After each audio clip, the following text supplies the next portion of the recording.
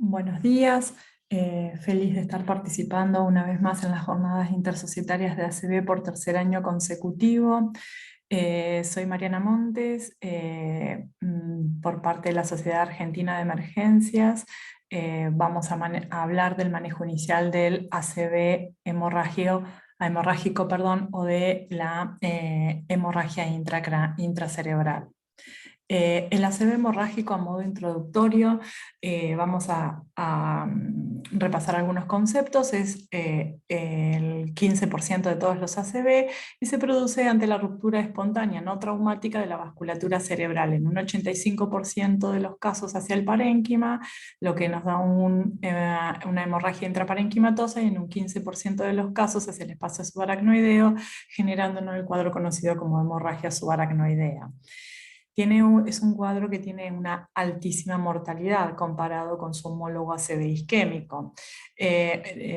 Una mortalidad prehospitalaria que llega hasta el 15% en los casos de la hemorragia subaracnoidea, y una mortalidad hospitalaria creciente para el hematoma intraparenquimatoso, 30% a la semana, 55% al año, 80% a los 10 años. Y en el caso de la atención hospitalaria, la hemorragia subaracnoidea tiene una mortalidad a los 30 días de un 35%, la mitad dentro de las primeras 48 horas. Estos números son claramente superiores al 5-10% de mortalidad que se observa en el ACV isquémico. En relación a la morbilidad que tiene el ACV hemorrágico, el 80% de los pacientes, después que tuvieron un evento de un hematoma intraparenquimatoso al año, tendrán algún grado de dependencia funcional. Y el 35% de los pacientes, después de un año de haber padecido una hemorragia subaracnoidea, tendrán alguna discapacidad permanente, ya sea un trastorno cognitivo o emocional. Desde el punto de vista de la etiología, vamos a repasar algunos conceptos que nos ayudan a buscar la causa del sangrado cuando lo estamos diagnosticando. Como dijimos recién, en el 80% de los casos son hematomas intraparenquimatosos, y la causa de estos hematomas habitualmente es la vasculopatía hipertensiva en los pacientes que son hipertensos, o la angiopatía amiloide, que se da básicamente en los ancianos y tiene una distribución lobar el sangrado. En el 15% restante de los casos de hemorragia intracerebral, el 80% es un aneurisma que se rompió. Habitualmente este aneurisma va a estar localizado en el polígono de Willis. La edad promedio de los pacientes que se rompe un aneurisma es 50 años, y como factores de riesgo que duplican la posibilidad de la ruptura aneurismática es el ser mujeres, tabaquistas y alcoholistas.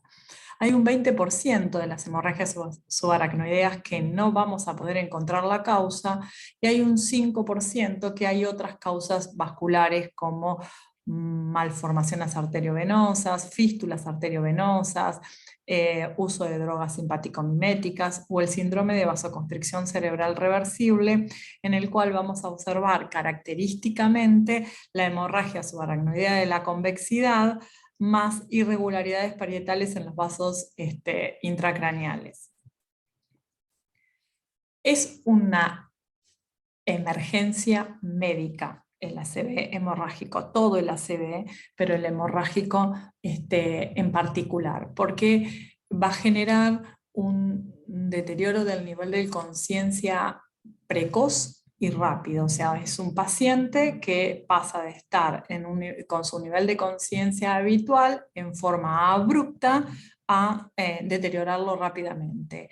El 20% de los pacientes deteriora 2 o más puntos de la escala de Glasgow antes del ingreso al departamento de emergencias, o sea, ya en el prehospitalario.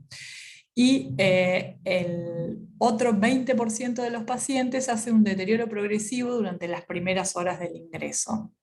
Entonces, ¿qué es lo que le va a cambiar y mejorar el outcomes a estos pacientes? Es que los diagnostiquemos rápidamente y que hagamos un manejo inicial agresivo neurocrítico. Esta frase time is brain es también aplicable al ACV hemorrágico. Para diagnosticarlos precozmente, obviamente los tenemos que sospechar, ¿no? Para sospecharlos, básicamente tenemos que pensar en las manifestaciones clínicas que nos pueden dar un síndrome vascular agudo, porque todavía no sabemos qué tipo de síndrome vascular agudo es. Va a ser un paciente que, como dije anteriormente, en forma abrupta va a manifestar la ruptura de un vaso cerebral.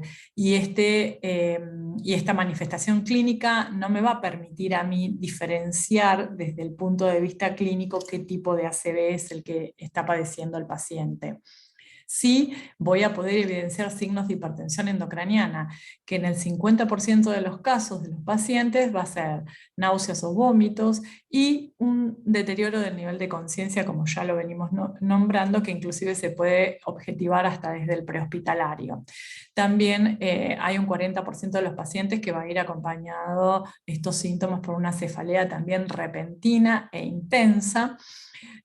Puede tener déficits focales nuevos que están reflejando la somatotopía cerebral, que es la que está sufriendo en este momento la alteración, ya sea signos de foco motor, signos visuales, en la coordinación o en el lenguaje, una parálisis del sexto par nueva,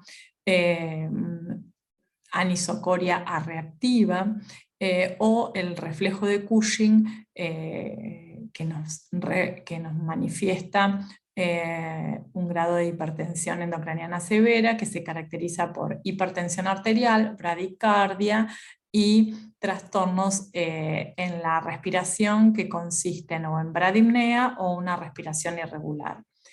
El 7% de los pacientes pueden tener convulsiones y los menos pueden tener signos meningios. En el caso de la hemorragia subaracnoidea, el 20% de los pacientes van a desarrollar estos síntomas durante actividades que aumenten la presión arterial, ¿no? Durante la actividad física, la actividad sexual o durante la defecación. Y como a modo de resumen, podemos pensar que un paciente en forma típica se puede presentar desde el punto de vista clínico con un ACV hemorrágico cuando tiene cefalea, ya dijimos en un 40%, náuseas y vómitos en un 50%, hipertenso y con déficits focales neurológicos rápidamente progresivos hacia el deterioro del nivel de conciencia. Tenemos un paciente con estas características clínicas, entonces ya empezamos a correr. Porque pensamos claramente que tiene un síndrome vascular agudo. Entonces, tanto la anamnesis como el examen físico tienen que ser focalizados. Básicamente lo importante es que sepamos de los síntomas, la hora de inicio y, de ser posible, el último horario que no hubo un déficit neurológico y cómo fueron progresando con esos déficits neurológicos. De los antecedentes personales de relevancia son los que impliquen un riesgo cardiovascular, como la hipertensión, la diabetes, el tabaquismo y si ha tenido ACV previos. Desde el punto de vista tóxico, el alcohol o los simpaticomiméticos como la cocaína o los estimulantes, si ha tenido trauma o cirugías recientes, vinculadas, por ejemplo, en este caso, a la vasculatura cerebral, en arterectomías o en carotidios, si es un paciente que tiene un estatus neurológico con un deterioro cognitivo previo, entonces ya nos orienta que es un paciente que tiene cierto grado de demencia y que puede tener una angiopatía amiloide. Si es un paciente que tiene convulsiones en forma habitual, o si hay enfermedad hepática, cáncer o alteraciones hematológicas que nos orienten a pensar en que el paciente puede padecer alguna coagulopatía. Es importantísimo que preguntemos la medicación habitual, porque también nos va a orientar a cierta sospecha etiológica del cuadro y o a la resolución del mismo, si el paciente está medicado con antiagregantes o anticoagulantes. Con esto tiene un nivel de evidencia C en relación a la orientación, a la anamnesis y el examen físico focalizado. Y al examen físico, los signos vitales que me aseguren una homeostasis cerebral, como es el cerebro vive de oxígeno y azúcar, entonces necesito saber la saturación de ese paciente, necesito saber la presión arterial y necesito saber el hemogluco. O sea, la glucemia que tiene ese paciente dosada por la glucemia capilar. También si tiene fiebre o no, si está hiperdinámico y necesito evaluar los signos neurovitales, que serían sus pupilas y su nivel de conciencia. Para evaluar el nivel de conciencia hay scores con todas las ventajas de la universalización del lenguaje que nos permiten los scores, que son más utilizados en estos contextos, es el NIS o el Glasgow. Y un rápido examen físico general que nos oriente a algún diagnóstico diferencial en estos pacientes. Entonces, ante un paciente que en forma abrupta tiene alguna de las manifestaciones referidas, yo estoy pensando que ese paciente tiene clínicamente una sospecha de un síndrome vascular agudo.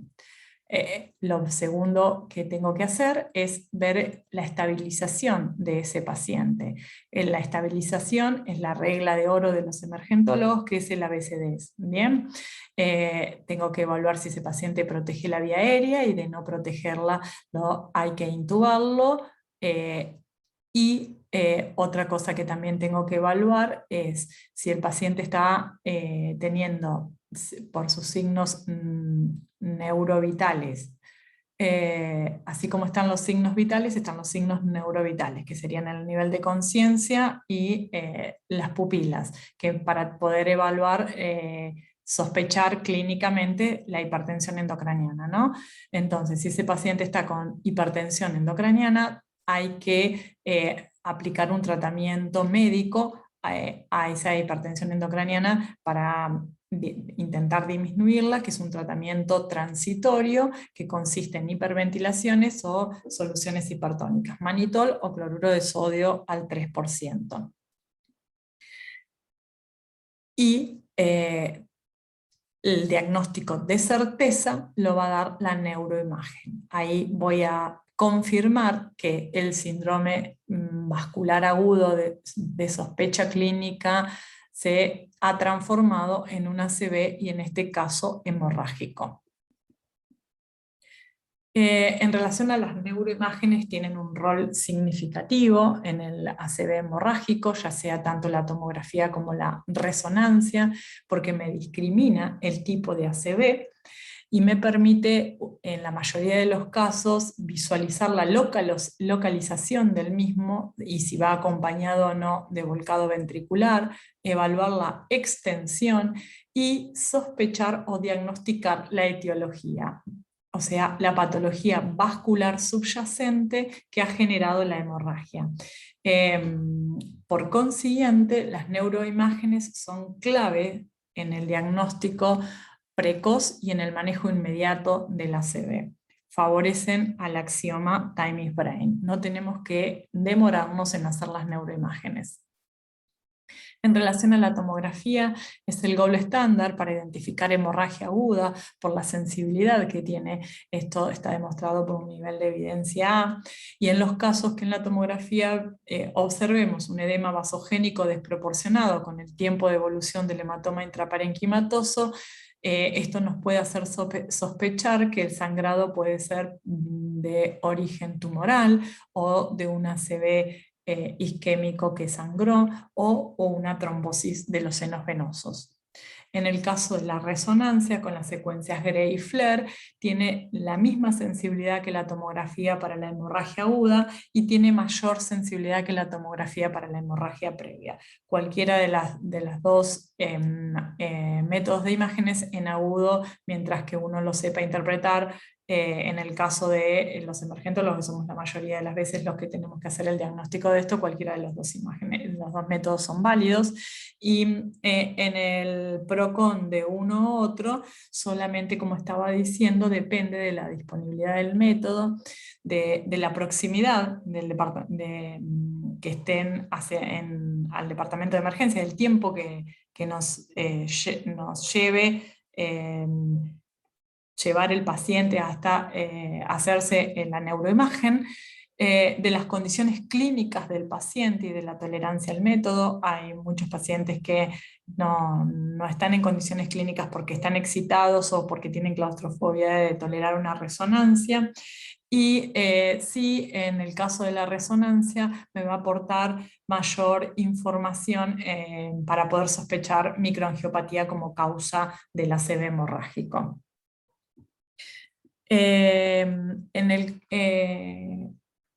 ¿Hacemos o no hacemos en esta etapa de neuroimágenes angiografía? Ya que estamos ante un cuadro que es un síndrome vascular agudo cerebral. Tenemos dos tipos de angiografías que se pueden realizar, que es la no invasiva, de los vasos intracraneales, que está representada por la angiotomografía o la angioresonancia, con un nivel de evidencia B. Hay que hacerlas porque con la tomografía o la resonancia, con la tomografía simple o con la resonancia simple también, lo único que vemos es el sangrado, o sea, hacemos el diagnóstico, pero no vamos a ver la causa, y es lo que nos va a permitir resolver el paciente, también es resolverle la causa, de ser posible. Tiene que ser simultánea, con un nivel de evidencia C, o en forma diferida pero urgente, con un nivel de evidencia B en relación a la neuroimagen diagnóstica inicial. Esto me va a permitir ver predictores del riesgo de expansión del hematoma, y hacer el diagnóstico de certeza o la sospecha etiológica de la alteración vascular o estructural que ha generado el sangrado, ya sea porque se rompió un saco aneurismático, porque hay signos radiológicos de enfermedad de pequeños vasos, o porque se ve la trombosis de los senos venosos. En el caso de la angiotomo, es la más estudiada, tiene una alta sensibilidad y especificidad para diagnosticar las alteraciones vasculares, y el signo más buscado es el spot sign, que es extravasación de contraste dentro del hematoma. Que tiene una implicancia pronóstica, porque a mayor número de spots, a mayor número de extravasación de contraste dentro del hematoma, me habla en forma directamente proporcional al riesgo de expansión de ese hematoma.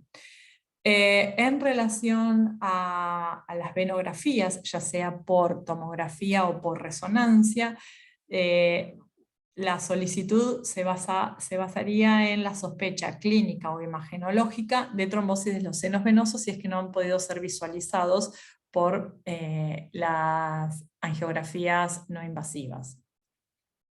En el caso de la angiografía digital, tiene indicación cuando se sospecha una lesión subyacente que no ha podido ser diagnosticada por las angiografías no invasivas con un nivel de evidencia B.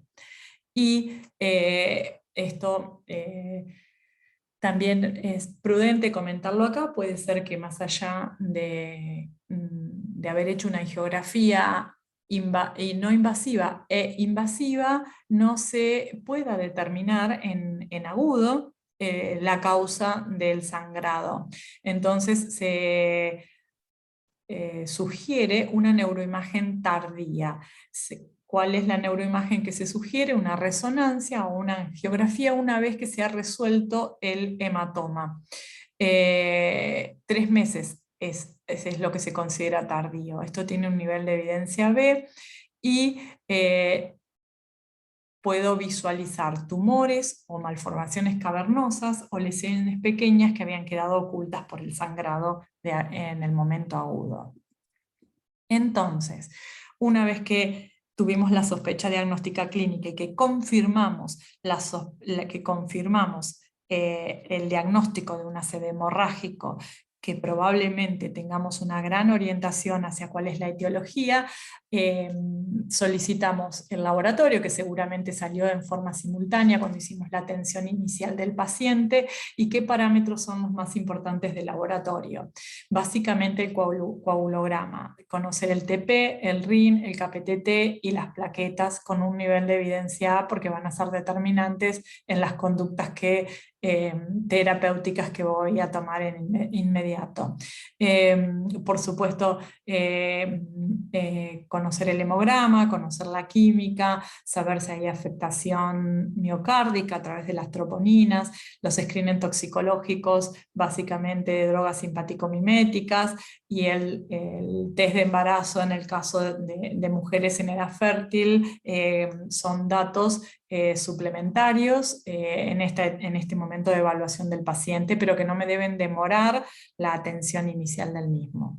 Y en lo que respecta al electrocardiograma, me puede demostrar una injuria miocárdica previa o concomitante, que muchas veces se da en estos pacientes. Habitualmente un 90% de los pacientes tienen hemorragia, que tienen una hemorragia subaracnoidea, tienen arritmias, y también se pueden visualizar alteraciones del ST y del QT. ¿Cuáles son los objetivos terapéuticos de un paciente con un ACV hemorrágico en el departamento de emergencias? ¿Qué es a dónde tenemos que apuntar con el tratamiento? En el caso del hematoma intraparenquimatoso, a una limitación de su expansión, que la misma se produce en el 30% de los casos. Eso se hace con el manejo de la TA del paciente y con la reversión de la anticoagulación.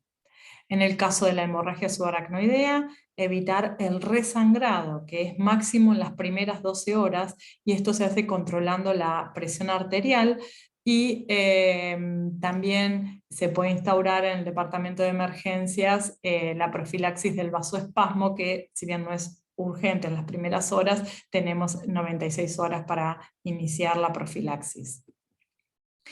El tratamiento de soporte es un objetivo, como en todo paciente, es el monitoreo multiparamétrico, la normoxemia, la normoglucemia y la normotermia como factores fundamentales para sostener la homeostasis cerebral, una vía aérea permeable, y en el caso de tener que intubar al paciente por deterioro del nivel de Glasgow y no protección de la vía aérea, hay que usar sedantes de acción corta que me permitan la rápida evaluación del paciente neurológica en caso de ser necesaria.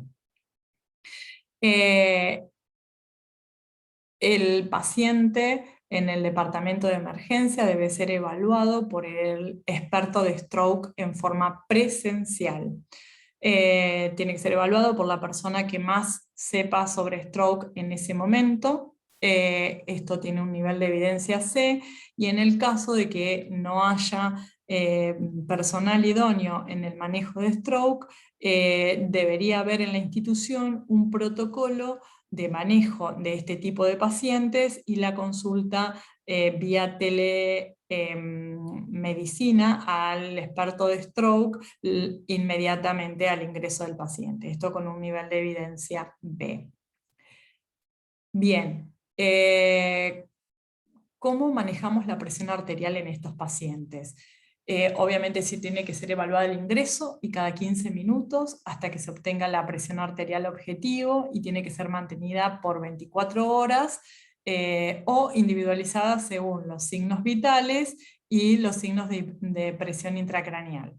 Esto es con un nivel de evidencia C. La TA objetivo no hay evidencia clara de cuál es.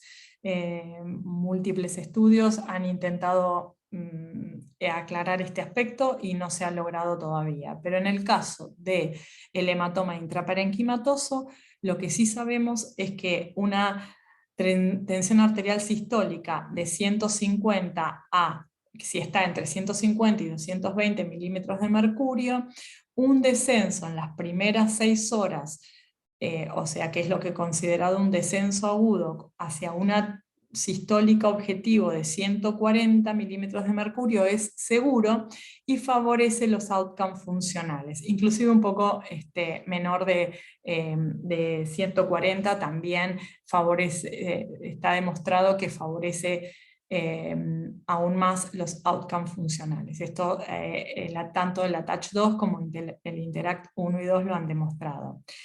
En el caso de que el paciente tenga una sistólica mayor o igual a 220, hay que hacer un descenso agresivo con drogas titulables en infusión endovenosa continua.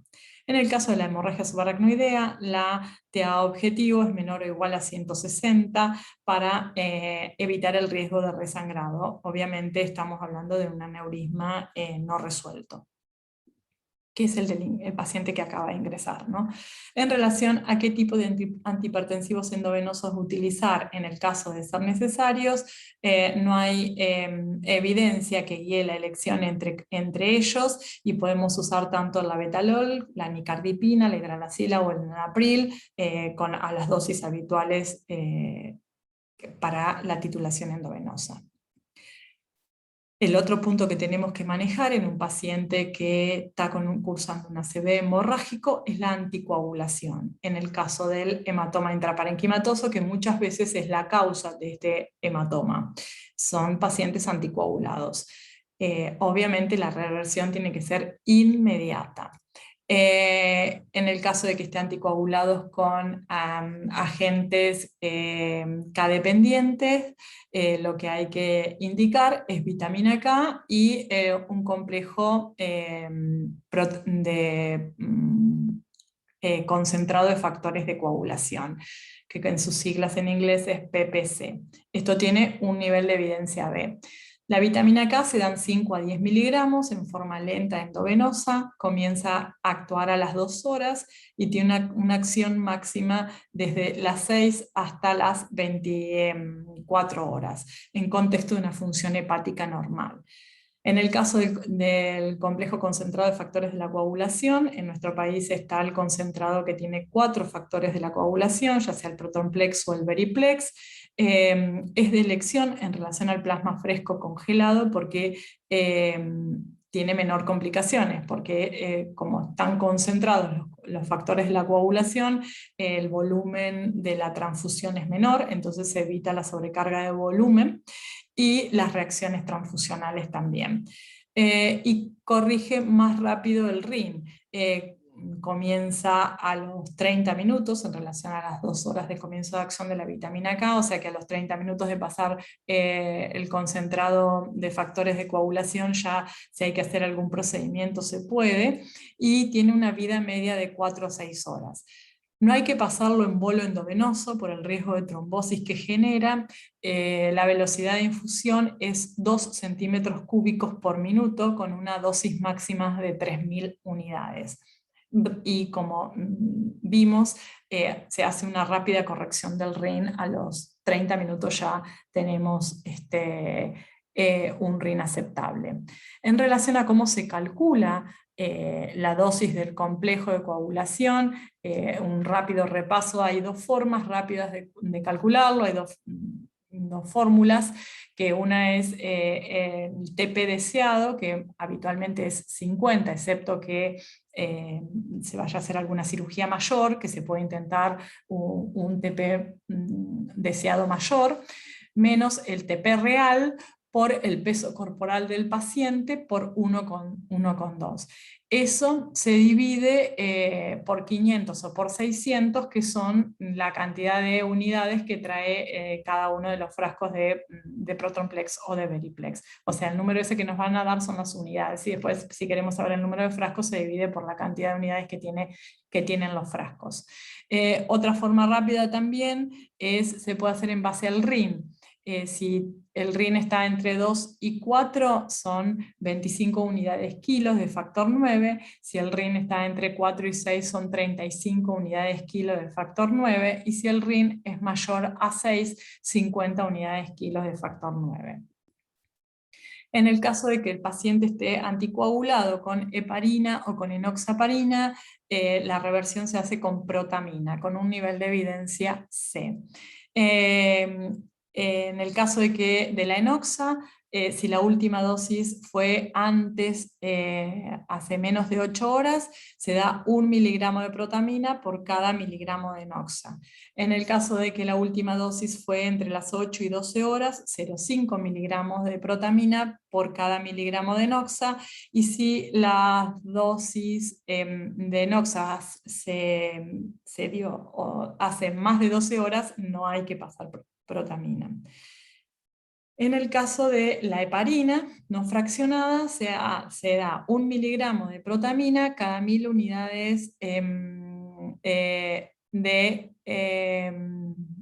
heparina. Calcularlas, ahí dice 100, pero hay un error de tipeo, calcular las últimas 3 horas de acuerdo a la vida media, porque tiene una vida media corta la heparina. Bien,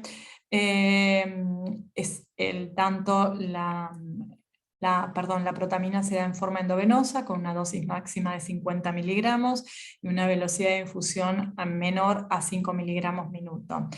Lo que hay que tener cuidado cuando se administra protamina es si el paciente tiene alergia al pescado, o en otro caso que se haya administrado protamina, si tiene alergia a la protamina, y hay que dar el tratamiento que usamos habitualmente para las anafilaxias. En el caso de que el paciente esté anticoagulado con los anticoagulantes orales directos, sería importante tener información de la última dosis, de la función renal, y de ser posible, sé que no está en la mayoría de los centros, el dosaje del anti-10. Esto tiene un nivel de evidencia C, pero esto no debe retrasar la reversión. Bien, si podemos, tenemos esta información, y si no, hay que revertirlo igual al paciente. En el caso de que esté anticoagulado con anti-10A, en el caso de apixaban, endoxaban o rivaroxaban, lo ideal es revertirlo con el complejo concentrado de factores de la coagulación. Esto tiene un nivel de evidencia C, de la forma que hablamos con anterioridad, cómo pasarlo, cómo calcular la dosis, y con las características farmacocinéticas del mismo. Y en el caso de que esté anticoagulado con una antitrombina, como es el dabigatran, la elección es el idarucizumab, con un nivel de evidencia B. Son 5 gramos en bolo endovenoso, viene de a 2,5 gramos, y no hay que dar una dosis atrás de la otra, sin tiempo intermedio. En el caso de no tener idarucizumab, hay que pasar el complejo concentrado de factores de la coagulación de la forma que ya lo vimos. En el caso de que el paciente esté antiagregado, solamente hay que suspender los antiagregantes con un nivel de evidencia C, y la transfusión de plaquetas no está recomendada. Es más, puede llegar a ser dañina, excepto que el paciente esté trombocitopénico. Bien. Ahora vamos a ver algunos elementos que en el departamento de emergencias, una vez que sospeché clínicamente el cuadro, que lo diagnostiqué por las neuroimágenes y que hice el tratamiento de sostén inicial con el ABCD, la reversión de la anticoagulación de ser necesario, y el manejo de la presión arterial para mejorar los outcomes y prevenir complicaciones, vamos a tratar de determinar algunas predicciones pronósticas en nuestro paciente con un ACV hemorrágico. Eso, una de las formas de determinarlo es a través del cálculo del volumen del hematoma, que se hace en centímetros cúbicos. Entonces, la regla es la conocida A por B por C sobre 2, donde A es el diámetro mayor en el corte axial, en centímetros, en el corte que mejor visualización del hematoma tiene. Entonces busco ese corte y mido el diámetro mayor. B es el diámetro perpendicular a A en ese mismo corte, en ese corte axial que mejor se visualiza el hematoma, también en centímetros. Y C es el número de cortes en el cual se ve el hematoma multiplicado por el grosor de los cortes, pero en centímetros. Tengamos cuidado de esto, porque la mayoría de las veces cuando nosotros preguntamos a los técnicos de imágenes cada cuánto están haciendo los cortes, nos los hablan en milímetros. Entonces todo tiene que ser en centímetros. Y se descuenta el corte más alto y el más bajo, que es el que apenas se ve el hematoma. Entonces, A, diámetro mayor en el corte axial en centímetros, B, el diámetro mayor perpendicular a A, y C es el número de cortes. Bien, todo en centímetros. Eso me va a dar el volumen en centímetros cúbicos del hematoma. En el caso del hematoma intraparenquimatoso, la utilización de un score pronóstico es el ICH score, que es el más validado y usado. Si bien me permite la universalización del lenguaje, como es lo que todos los scores, la validez que tienen todos los scores y una medida objetiva de dónde estoy parado, la situación clínica de los pacientes. En el caso del ICH score no hay que usarlo como único indicador pronóstico. El ICH Score está compuesto por la evaluación del Glasgow, la evaluación del volumen del hematoma intraparenquimatoso, por eso es importante recordar cómo sacar el volumen, la presencia del sangrado intraventricular, la localización del hematoma, la edad del paciente, y me va a dar la mortalidad, la posibilidad de mortalidad a los 30 días de los pacientes que tienen un ACV hemorrágico. También otra forma de evaluar pronóstico es tener en cuenta los predictores de la expansión del hematoma. Hay predictores clínicos que están dados por el nivel de conciencia y por si el paciente estaba o no anticoagulado previamente, y hay criterios, predictores imagenológicos, ya sea en la tomografía simple o en la angiotomografía. En la tomografía simple yo puedo determinar el volumen del hematoma, que ya sea mayor o menor a 30 centímetros cúbicos, va a tener mayor probabilidad o menor respectivamente de que se expande ese hematoma.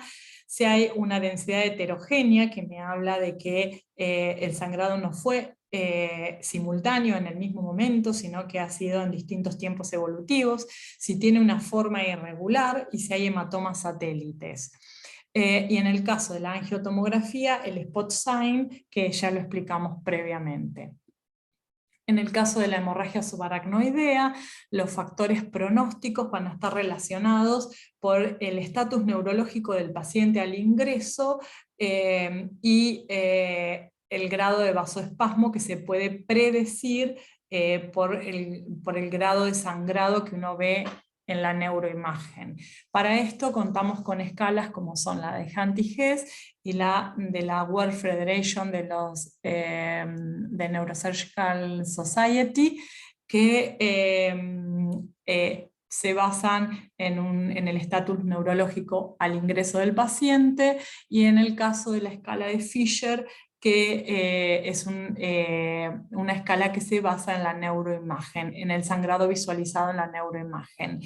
Entonces, en relación a las escalas clínicas, se puede decir que hay hemorragias subaracnoideas de buen grado, de mal grado o de grado intermedio.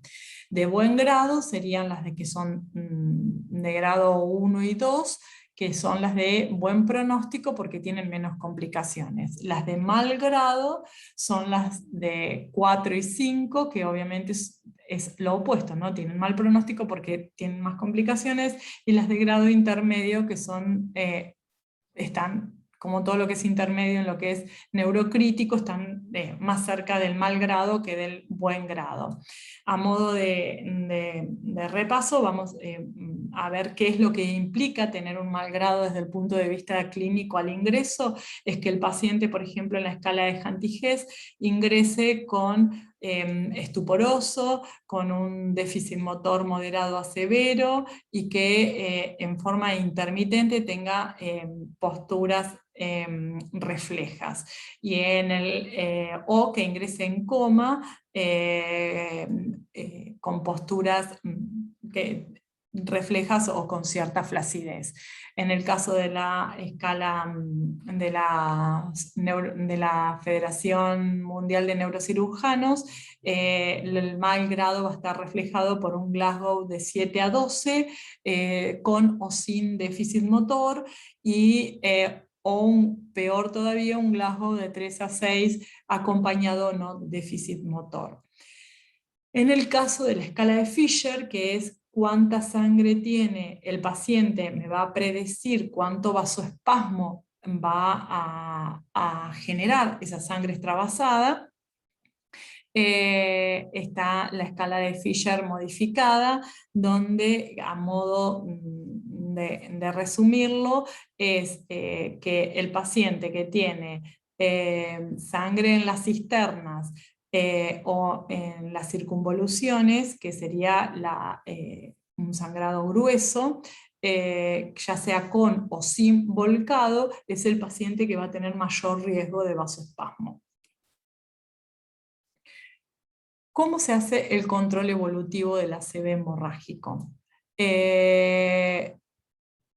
Lo que tenemos que evaluar son los signos neurovitales, ¿bien? Que sería el nivel de conciencia y las pupilas. Y los signos vitales deben monitorizarse según la estabilidad clínica del paciente.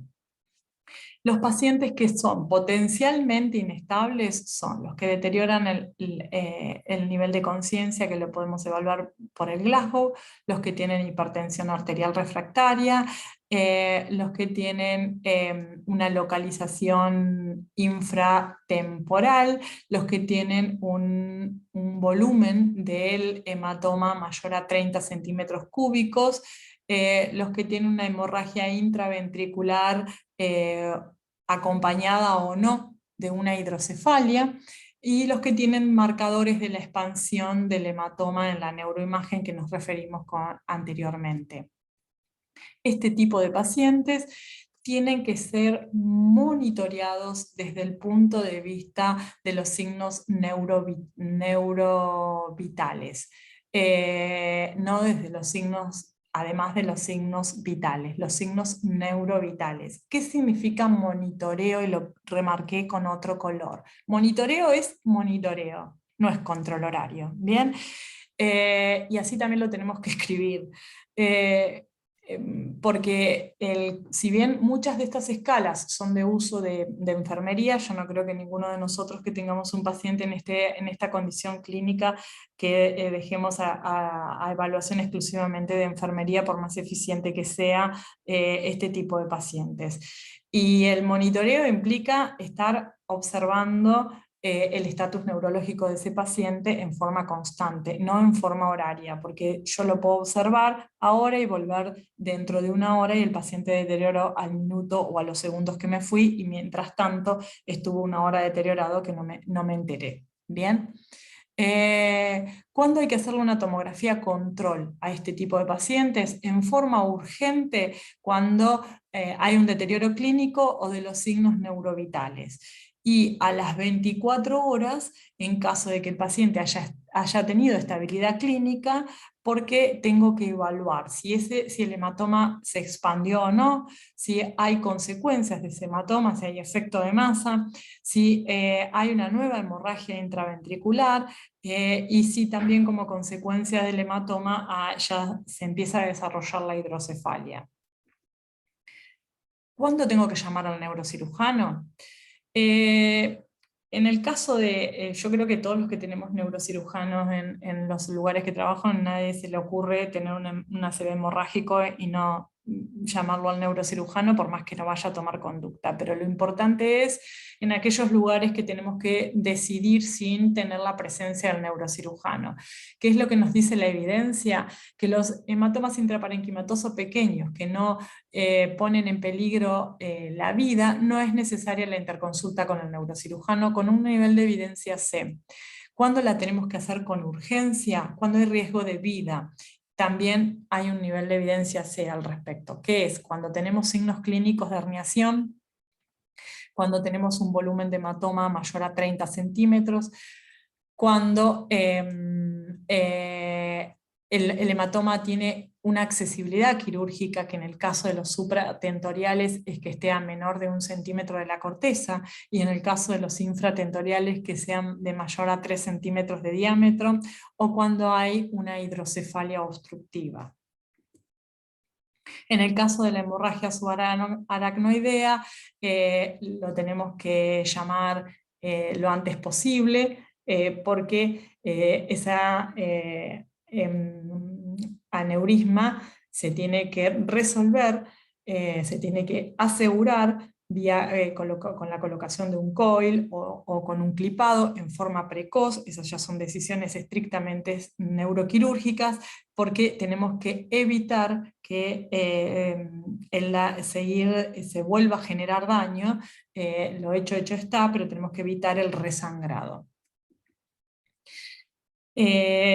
Si no tenemos un neurocirujano disponible en el lugar, lo tenemos que hacer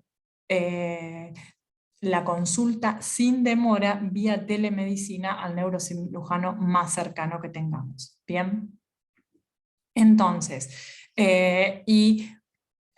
así ha terminado nuestro trabajo como emergentólogos en la atención inicial del paciente con un ACV hemorrágico, donde de ahora en más debería manejarse en unidades de stroke y con cuidados neurocríticos, que está demostrado cabalmente lo que mejora en el outcome a estos pacientes con un nivel de evidencia B. A modo de conclusión, ¿cómo es el flujograma de atención del ACV hemorrágico en el departamento de emergencias? Sospecho clínicamente el cuadro por manifestaciones clínicas de un síndrome vascular agudo. Por consiguiente, hago primero la estabilización del paciente de acuerdo a la ABCD si es necesario, y lo diagnostico con una neuroimagen que me va a orientar en forma certera o con cierta sospecha sobre la etiología de del cuadro que ha generado este evento vascular. Manejo la TA y la anticoagulación, hago la consulta neuroquirúrgica, derivo el paciente a la unidad de stroke, a la terapia intensiva, en el mejor caso de tener suerte de tener unidad de stroke o terapia intensiva, y si no, pido la derivación a otra institución o intento seguir con los cuidados neurocríticos en el lugar de atención. Espero haber sido clara con el manejo neurocrítico del paciente en el departamento de emergencias, y desde ya muchas gracias por la atención.